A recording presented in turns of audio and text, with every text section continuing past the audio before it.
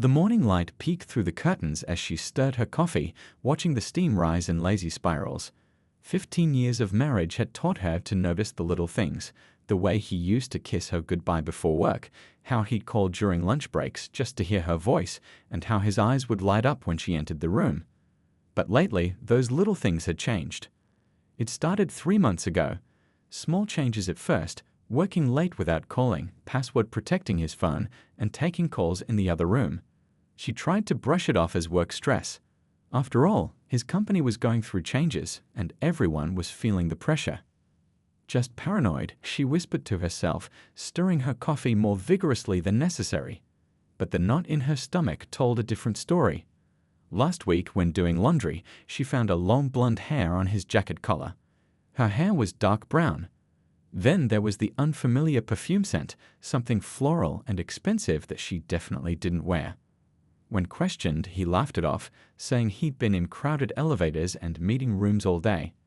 She set her coffee down and walked to their bedroom, where he was getting dressed for work. He seemed different these days, more attentive to his appearance. New clothes, a different hairstyle, and even a gym membership after years of claiming he hated exercise. "You're leaving already?" she asked, leaning against the doorframe. He jumped slightly, as if caught doing something wrong.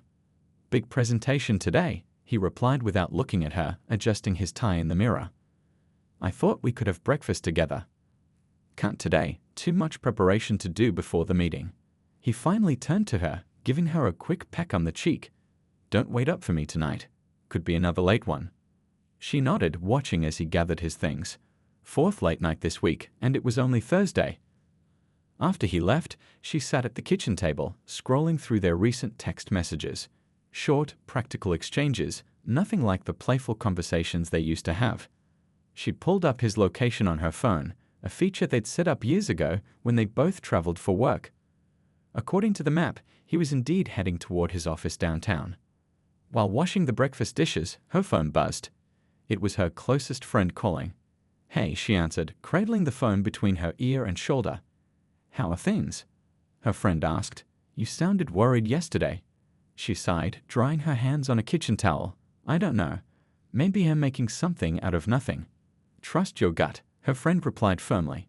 "You've never been the jealous type." That afternoon, while organizing their shared desk, she accidentally knocked over his wallet.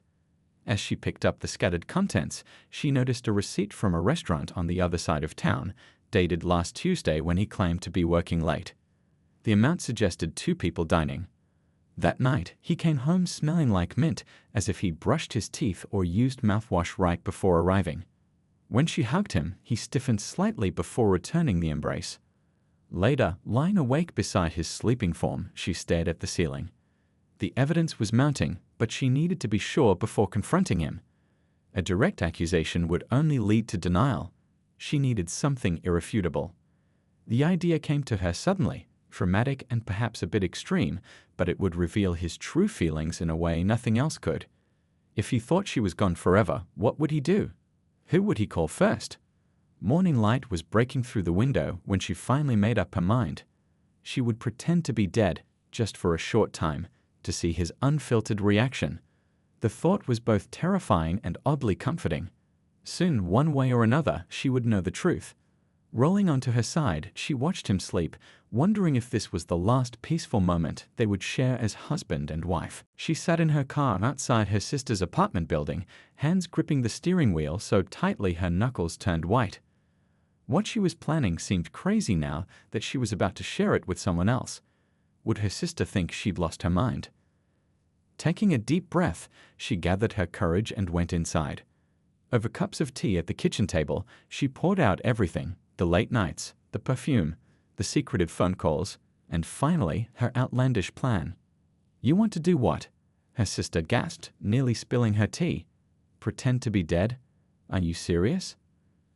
"I need to know the truth," she explained, her voice steadier than she felt. "Not what he tells me when he's prepared with excuses, but his genuine reaction when he thinks I'm gone forever." Her sister shook her head in disbelief. "This is either the craziest or most brilliant idea I've ever heard. But what if he calls an ambulance right away?" "That's where you come in," she replied, leaning forward. I need you to call him about 30 minutes after he normally leaves for work. Tell him there's an emergency at home and he needs to come back immediately. By then, I'll be in position." That evening, after her sister reluctantly agreed to help, she began her preparations. She searched online for stage makeup techniques and how to create realistic death scenes. The search history would raise eyebrows if anyone saw it, but she deleted everything afterward. The next morning, she visited a costume shop that supplied local theaters, claiming she needed makeup for a community play. The older woman behind the counter asked no questions as she purchased pale foundation, dark eyeshadow, and a product described as realistic vein highlighter. At home, she practiced in the bathroom mirror, applying the makeup to make her complexion ashen, adding subtle bluish tints around her lips. Not too dramatic, she reminded herself. It had to be believable. She also practiced lying completely still, controlling her breathing to make it nearly imperceptible. It was harder than she expected. Every tiny itch became unbearable when she couldn't scratch it. Every distant sound made her want to open her eyes. That night, she slipped a sleeping pill into her husband's after-dinner drink. She needed him to sleep deeply while she practiced one more time. As he snored beside her, she lay on the bedroom floor, timing how long she could remain motionless. 45 minutes was her record. It would have to be enough. The following day, she called in sick to work. Her husband kissed her forehead before leaving, telling her to feel better. That small tenderness almost made her abandon the plan. Maybe she was wrong about everything. Maybe there were innocent explanations. But then his phone buzzed with a text. He checked it quickly, angling the screen away from her. "Work emergency," he muttered, though she caught the slight smile he couldn't quite suppress. After he left, she moved quickly. She arranged the bedroom to look natural, nothing too clean or too messy. She changed into a simple nightgown, thinking about how she would be found. On the bathroom counter, she placed an empty pill bottle from an old prescription, cap off, a few pills scattered nearby. Nothing explicitly suggesting suicide, just enough to create confusion about what might have happened. By 9 o'clock, everything was ready. She applied the makeup carefully, following the tutorial she'd memorized. The face that looked back from the mirror was frighteningly convincing, pale, with a hint of blue around the lips and dark shadows under the eyes. She texted her sister, "It's time." Her sister replied, "Are you absolutely sure?" For a moment, she hesitated. This was her last chance to back out. Was she really going to lie on the floor pretending to be dead just to test her husband? What had their marriage come to? But the memory of that receipt, the strange perfume, and his secretive smiles at text messages strengthened her resolve. Unsure, she replied, "Call him in 20 minutes." She arranged herself on the floor, half visible from the doorway, one arm outstretched as if she had collapsed suddenly. With trembling fingers, she pressed play on her phone's voice recorder app and slid it under the bed. Then she closed her eyes and waited, her heart pounding so hard she wondered if it would give her away when he arrived. The bedroom floor was harder than she'd expected. After 15 minutes, her shoulder blade ached where it pressed against the wood, but she didn't dare move. Her position had to look natural, as if she'd collapsed suddenly and hadn't moved since. Outside, rain began to tap against the window. The weather report had predicted sunshine. She almost smiled at the dramatic backdrop the universe had provided for her performance, but caught herself just in time. Dead people don't smile at irony. Her phone vibrated silently beneath the bed. Her sister, letting her know the call had been made. Now all she could do was wait. The steady rhythm of raindrops became hypnotic. Despite her racing thoughts, she found herself drifting into an almost meditative state. Breathe shallowly. Don't swallow too obviously. Keep eyelids still even when closed. A car door slammed outside. Her heart jolted, suddenly hammering so hard she worried it might be visible through her nightgown. Footsteps hurried up the walkway. Keys jangled. The front door opened. "Hello," he called out. His voice sounded strange, tense but not yet alarmed. "I got a call about an emergency at home." She remained perfectly still, focusing on the tiny sliver of light visible through her nearly closed eyelids. This was it, the moment of truth. His footsteps moved through the house, first to the kitchen, then the living room. "Where are you?" He called again, impatience creeping into his tone. Finally, his footsteps approached the bedroom. She could hear him breathing in the doorway before he entered. Then, silence. For several excruciating seconds, nothing happened. Through her barely open eyes, she could see his legs frozen at the threshold. He wasn't moving, wasn't rushing to her side, wasn't calling an ambulance. What was he doing? The first sound he made wasn't a cry of anguish or her name shouted in panic. It was a sharp intake of breath, followed by a very soft "oh." Just "oh," as if he'd discovered a stain on a carpet or a crack in a window. Not as if he'd found his wife of 15 years apparently lifeless on the bedroom floor. Finally, his legs moved, but not toward her. He stepped backward into the hallway. She fought against every instinct screaming at her to open her eyes fully, to see his face, to understand what was happening. But she held firm. The recording under the bed was capturing everything. She needed to maintain the ruse a little longer. His footsteps retreated down the hallway. She heard him sink onto the living room sofa, the familiar creak giving away his location. Then came the sound of his phone being unlocked. Was he calling emergency services? Her sister? His parents? "It's me," he said in a hushed tone she'd never heard him use before. Not panicked, not tearful, but cautious, secretive. The silence that followed suggested he was listening to someone on the other end. Who had he called first upon finding his wife apparently dead? No, he continued softly. Listen to me. Something's happened. I just got home, and she's on the floor in the bedroom. She's not moving. Another pause. I don't know. I didn't check for a pulse. I couldn't. I just couldn't touch her. The coldness in his voice sent shivers through her body. She'd expected shock, grief, panic, any normal human reaction to finding a loved one unconscious or worse. But this calculated response, this whispered phone call instead of immediately dialing emergency services. "Yes, I'm alone," he said, his voice dropping even lower. "No one else is here."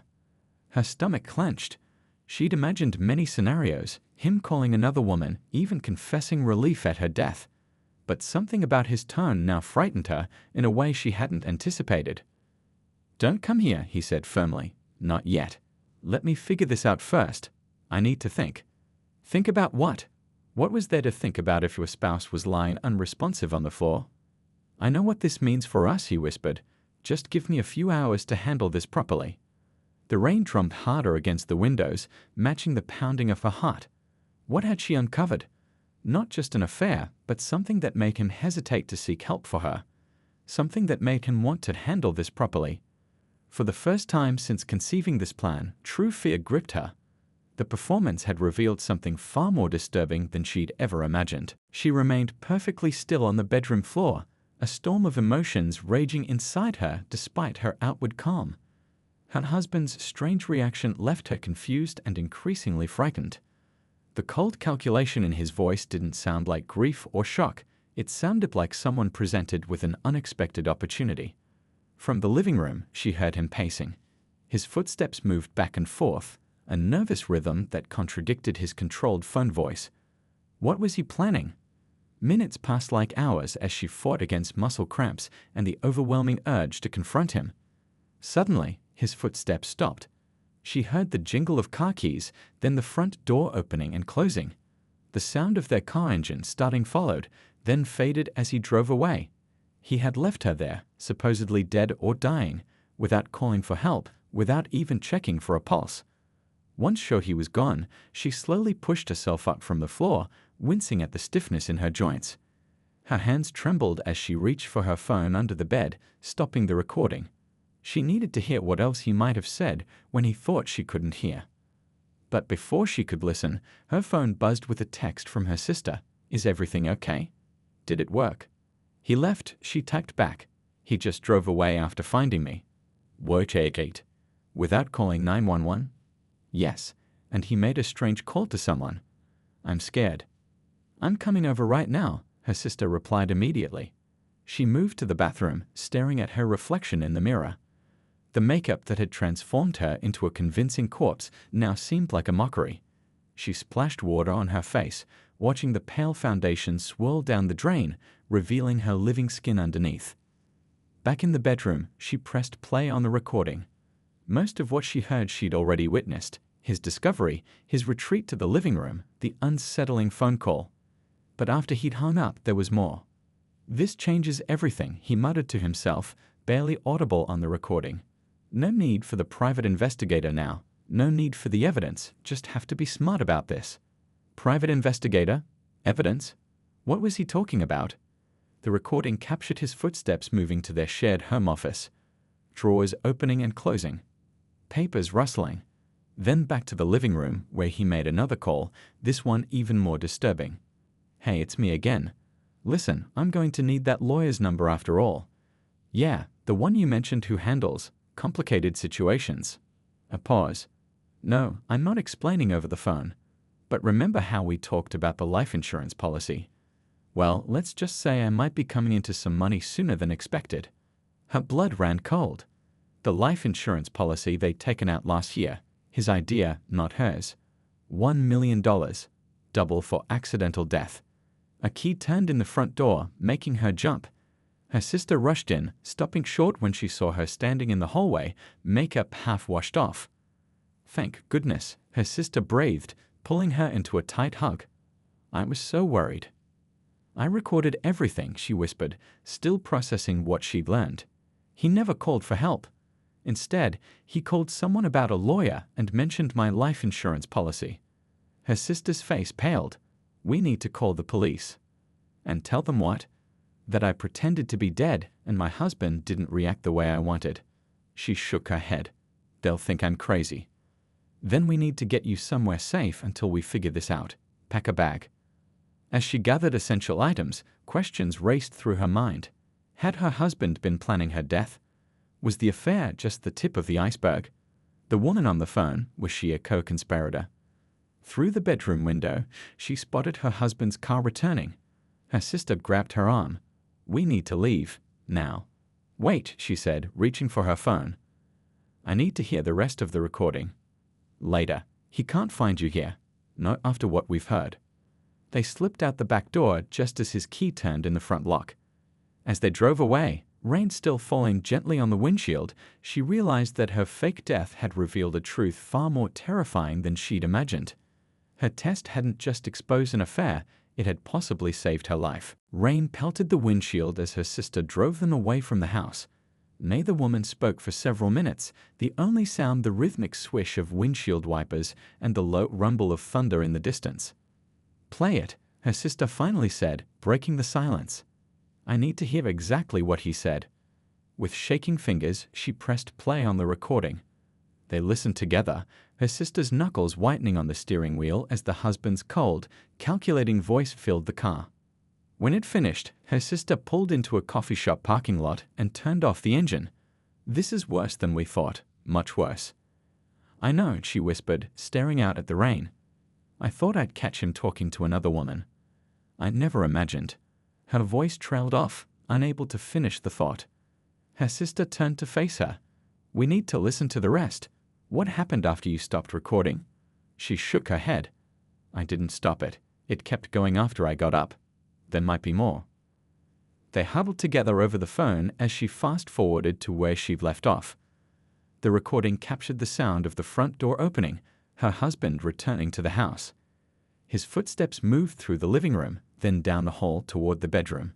A pause, then, "What the?" his voice, sharp with surprise. More footsteps, faster now, moving room to room.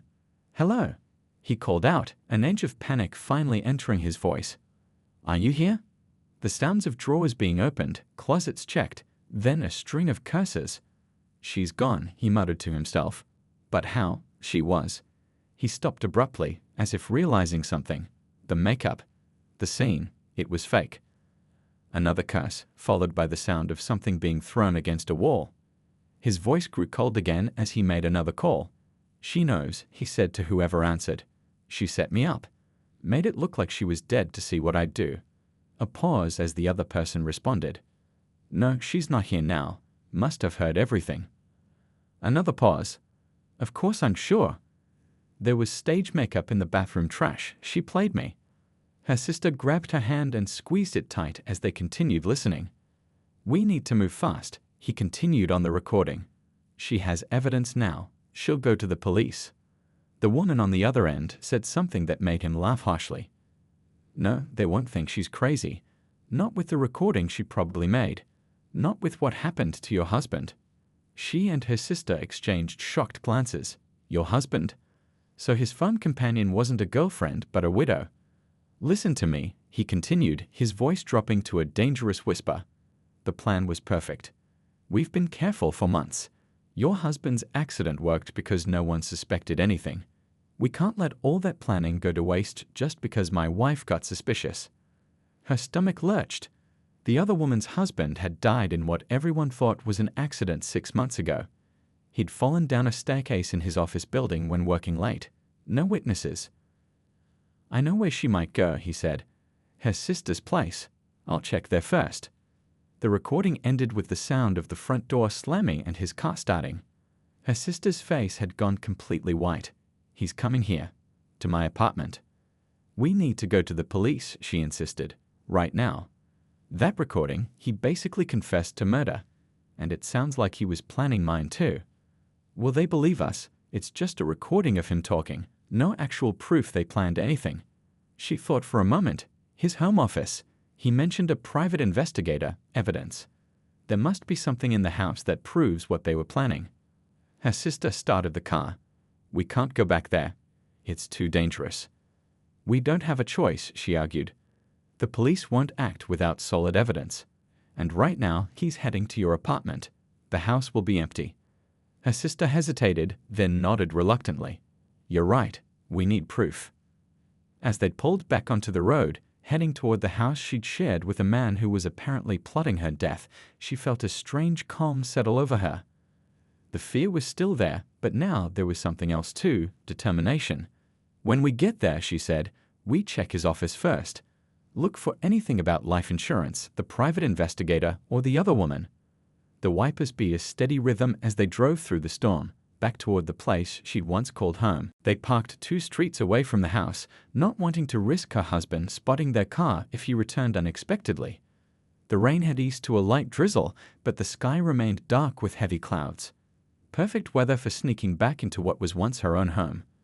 We should hurry, her sister whispered as they approached from the backyard. He could come back any minute. Using her key, she quietly unlocked the back door. The house felt different now, hostile and unfamiliar. The kitchen clock ticked loudly in the silence, each second a reminder that time wasn't on their side. His office, she said, leading the way down the hallway. The home office had always been primarily his space. She rarely went in there, respecting his privacy, a courtesy he had clearly not returned. Now she pushed open the door without hesitation. The room looked different. Files were scattered across the desk, drawers left open, evidence of his hasty search before leaving. He'd been looking for something specific. Start with the filing cabinet, she told her sister. I'll check his computer. His laptop sat open on the desk. To her surprise, it wasn't password protected. In his panic, he must have forgotten to lock it. She clicked on his email, scanning for anything suspicious.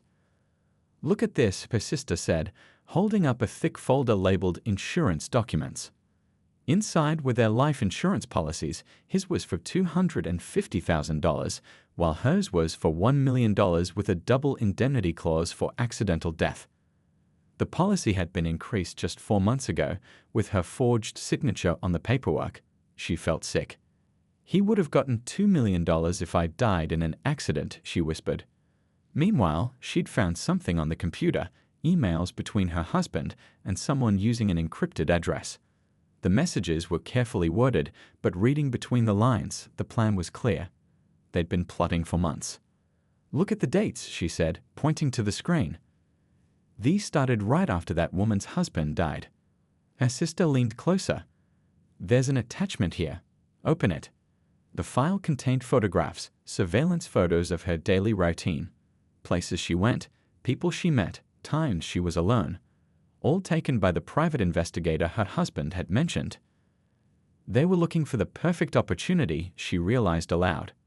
A time when my death could look accidental with no witnesses. A final email from 3 days ago chilled her to the bone. Everything is set for Friday night. The brakes will fail on the mountain road. It will look like an unfortunate accident, just like before. Friday night, tomorrow. They had planned to tamper with her car before her weekly drive to visit her mother, who lived in the mountains an hour away. We need to take this to the police, her sister urged. All of it. She nodded, quickly forwarding the emails to her own account and taking photos of the insurance documents with her phone. Her sister gathered physical evidence into her purse, the falsified policy papers, handwritten notes they'd found in a desk drawer detailing the plan. Just as they were about to leave, her phone buzzed with a text message that made her blood freeze. "I know you're at the house. I'm coming home now." "He's on his way back," she gasped, showing her sister the message. "We have to get out of here." They rushed toward the back door, but as they reached the kitchen, they heard a car pulling into the driveway. Too late. "Hide," her sister whispered frantically, pulling her toward the pantry. "We'll wait until he goes to another part of the house, then make a run for it." Crouched in the dark pantry, they heard the front door open. His footsteps moved through the house, stopping in the office. A crash followed. Haid discovered someone had been there. "I know you're here," he shouted, his voice echoing through the house. "Come out now." Her heart pounded so loudly she was sure he would hear it. His footsteps grew closer, moving toward the kitchen. The pantry door had slats that let in thin strips of light. Through them, she could see him enter the kitchen, a strange calm now replacing his earlier rage. He opened a drawer and pulled out something that glinted in the light, a kitchen knife. "You shouldn't have come back," he called out, his voice eerily casual. "You've made this so much harder than it needed to be." Her sister squeezed her hand, both of them barely breathing as he moved around the kitchen, checking potential hiding places one by one. He was getting closer to the pantry. 3 more places to check. 2 more. 1 more. Then the pantry door. Time seemed to freeze as his hand reached for the pantry door. She held her breath, pressed against her sister in the cramped space. The knife in his hand caught the dim kitchen light. This wasn't just about catching them anymore, it was about silencing them. Just as his fingers touched the handle, a loud knocking at the front door made him pause. "Police! Open up!" A commanding voice called out. For a moment, he stood frozen, knife still in hand. Then he quickly shoved it back into the drawer and smoothed his hair. "Hide that," he whispered toward the pantry, thinking someone else was hiding there. "Don't make a sound." As he walked toward the front door, her sister nudged her. "The back door," she mouthed silently. They slipped out of the pantry and moved quietly toward the back exit. Through the window, they could see police cars surrounding the house. Somehow, the authorities had been alerted. They stepped outside just as 2 officers rounded the corner of the house. "Over here." Her sister called out. "We're the ones who called." The officers approached cautiously, hands near their weapons. "Are you all right, ma'am?" "My husband," she explained breathlessly. "He's inside. He was looking for us with a knife. We have evidence. He was planning to kill me." One officer stayed with them while the other radioed for backup. Soon, more police arrived. Inside the house, they could hear raised voices. Her husband was protesting, claiming she was mentally unstable, that she'd made everything up. "We have proof," she told the officer, showing him the photos on her phone. "Emails planning my accident, falsified insurance documents, everything." Later, at the police station, she sat wrapped in a blanket someone had given her, still shaking slightly as she finished giving her statement. "Your neighbor called it in," the detective explained. "Said she saw you and another woman sneaking into the house, then your husband arriving shortly after. She was concerned because of the way he'd been acting earlier." Her sister brought over 2 cups of tea. It found the knife with his fingerprints. "And they've contacted that woman, the widow. She's being brought in for questioning too." The detective nodded. "The emails are especially damning. Your husband was quite careful in most of his messages, but the recent ones where he panicked after your performance, those are pretty explicit." "I still can't believe it," she said, staring into her tea. 15 years of marriage, and I never knew who he really was." "People can hide a lot," the detective said gently. "But usually not forever. Your instincts saved your life." 3 months later, she stood in the empty house, packing the last of her belongings. The place would be sold as part of the divorce settlement. Her husband remained in jail, denied bail due to the severity of the charges and evidence, suggesting he'd been involved in another death. The widow had eventually turned on him, accepting a plea deal to testify about their plan. Her sister arrived with empty boxes, ready to finish up. She nodded, looking around at the shell of what had once been her home. I never thought a fake death would end up saving my real life. What made you suspicious in the first place? Her sister asked, taping up a box of books. Before the affair, before any of it. She thought for a moment. Little things. He started asking about my schedule more, wanting to know exactly where I'd be and when. He suggested I drive to Mom's house alone more often. And then there was the way he looked at me sometimes, like he was seeing through me, not at me. Her phone buzzed, a reminder for her appointment with the real estate agent who would be listing the house. As they carried the last boxes to the car, the evening sun cast long shadows across the lawn. 6 months ago, she'd been planning a fake death scene in that house. Now she was starting a new life. You know, her sister said as they drove away, your story might save someone else too. There are probably other people out there whose instincts are trying to warn them about something. She nodded, watching her old home disappear in the rearview mirror. That's why I'm talking to that journalist next week. If my story helps even one person trust their gut feeling when something seems wrong, then some good will have come from all this. The road ahead stretched out before them, leading away from deception and danger toward a future she was finally free to shape for herself.